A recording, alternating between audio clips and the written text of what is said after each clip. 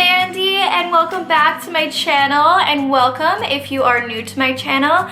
So today I thought, being in with the whole Valentine's Day vibes, because it's literally just around the corner, I thought I would do a video on really strange, weird, and kind of creepy love and superstitions and stuff like that. And I came across some pretty weird things and also a lot of familiar things as well. So I think a few of these things you guys will know about, but it's interesting to know where it comes from. Those of you who are in a relationship or looking for a relationship, take note. So the first one is beware of yellow flowers. You know, around Valentine's Day, how people are giving their loved ones bouquets of flowers, roses, tulips, whatever. Daffodils are my favorite, which is actually messed up because yellow flowers. My favorite flowers are yellow and they're daffodils. But remember guys, these are superstitions, so believe or not to believe, that's up to you. In Russia, a bouquet of yellow flowers means anything but love. Supposedly, exchanging yellow flowers is believed to curse the relationship away.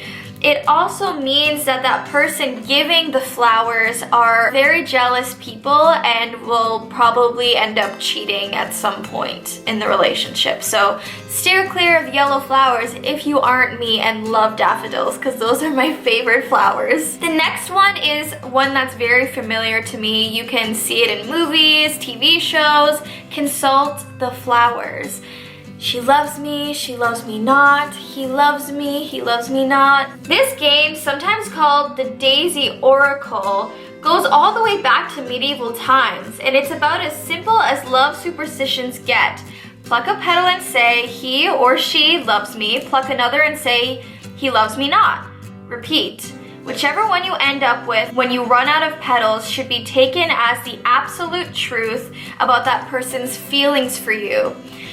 I remember like being a little kid and having like crushes on kids like in the playground or whatever, and finding like a flower and doing it and like actually like considering the results.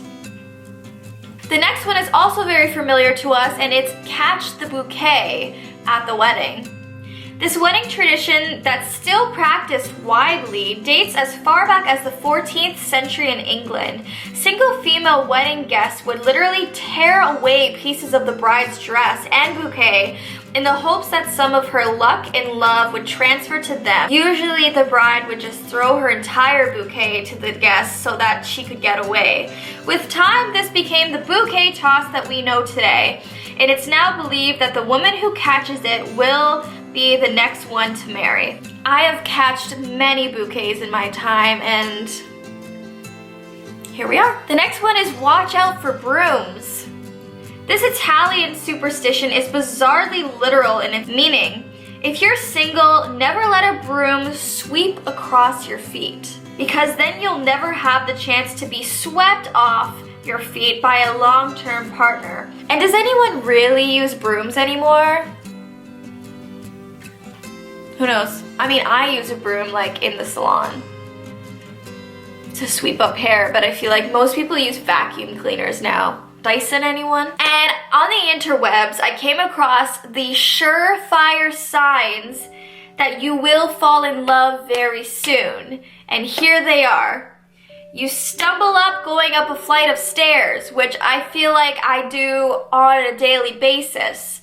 I'm so clumsy, so listen, don't feel bad if you're clumsy and you fall up the stairs, because I feel like people can fall down the stairs, but when you fall up the stairs, it's like, come on, man. And I am a victim of that. But if you are like me and you fall up the stairs commonly, you will fall in love very soon, if you haven't already. You have hairy legs. Listen, to each their own, but you know, in the winter time, you gotta keep warm. That's all I'm gonna say. It's not summer anymore, you're not on the beach, you're not, you know, wearing swimsuits and whatever, and, you know, like, got hairy legs sometimes. I know. So I feel like that's a pretty good sign for a lot of people right now, especially since we're in February now. If you got hairy legs, you're gonna fall in love very soon. You dream of taking a bath. Can't say I've ever dreamt of sitting in a bathtub, but if you do that, you will fall in love very soon. The lines on your palm form an M. And my palms do form an M. I don't know if you can see. They do form an M. That's so weird. I never noticed that in the past. Like, just upon reading this, I have like noticed now that even this one, if you can't see, it's literally an M. And then this one, an M. Does everybody have that though? I don't know. I literally just read that this morning and it's just weird. Do you guys, please write in the comment section below because I actually genuinely want to know. Does everybody have an M on their palms like that? I don't know. If you do, you will fall in love very soon. If you want to dream of what your next lover is going to look like, boyfriend, girlfriend, whoever, these are the steps. And I'm gonna warn you right now, they're kind of creepy. Step number 1. Sleep with a mirror under your pillow. That's not weird enough. Step number 2, wear your nightgown inside out. Might be a little uncomfortable. Depends how desperate you really are. Rub your headboard with a lemon peel before turning off the light. Not very sanitary, and you're probably gonna come across a lot of bugs throughout the night if you do that. Is the thirst real enough? Count 9 stars each night for 9 nights. Interesting. Put daisies under your pillow at night. Take a sprig of rosemary and a sprig of thyme. Sprinkle them 3 times with water and place each herb in a shoe. Put the shoes at the foot at your bed. At this point, I feel like now it's going a little too far. Like, who in their right mind is actually putting in the effort to perform these things just to dream about a potential lover, if that's even possible, if that's even a thing? Please, I'm gonna be sitting in the comment section below. I really want to know, have any of you guys tried this and has it worked? Let me know, because I'm not gonna do it, but you do it and you let me know if it works. Last one, stand in front of a mirror and brush your hair 3 times. And you will dream of your next lover, what he will look like, or she.